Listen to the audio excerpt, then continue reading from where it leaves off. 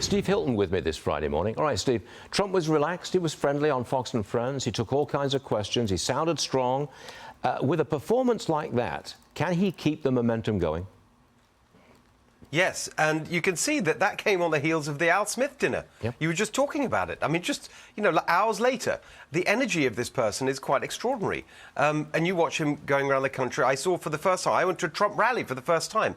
I went to the Coachella rally last week. It's just incredible to see in person. The reaction he gets, this incredible movement he's built, the scale of it, the intensity of it, all based on something very simple, common sense. That is what's so clear now when you see the way he makes his arguments. He's very comfortable in the arguments he's making, peace and prosperity, let's bring the good times back. Why is it believable? Because he's so obviously authentic, just as you were saying. He's so clearly comfortable with who he is, doesn't pretend. He just says, look, we've got to get back to simple, common sense policies. It worked before, it'll work again. And you contrast that with what they're putting forward on the other side. They're lurching from one thing to another. They create this confection called Kamala Harris, completely manufactured. You get all the media behind her.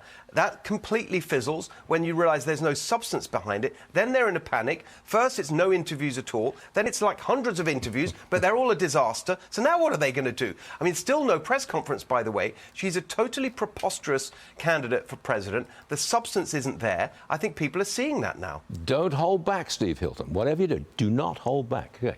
Now, you're our California guy, so let's throw this at you. This is a California news item.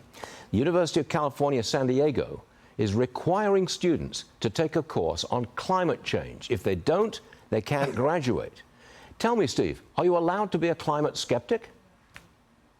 It's just so offensive, isn't it? Yeah. The universities are supposed to be the place of open inquiry. Of course, if students want to pursue science degrees and other courses that are connected to climate change, if they passionately believe that climate change is a serious threat, an emergency, this is the language they use and they want to do something about it, fantastic. Good luck to you. But why should everyone be forced to take something that is so ideological? Imagine if everyone at a university was prescribed free market economics and you had to learn Milton Friedman and Hayek and all the rest of it as part of your course.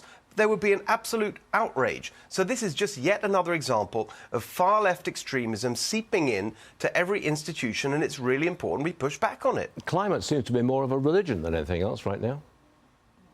It totally is. And then actually, funnily enough, in California, the more I look at different policy areas within California, the climate extremism underlies so many of the other problems. That's why we have a housing crisis. You can't build anything. That's why we have costs going up so much because energy is so expensive and utilities are so expensive, gas prices, the cost of living. So all these problems in California, many of them you can trace back to this climate extremism. You can indeed. Steve Hilton, thanks as always for being with us. We will see you again real soon. You have a great weekend, son. See you later. And you. Thanks, Stuart.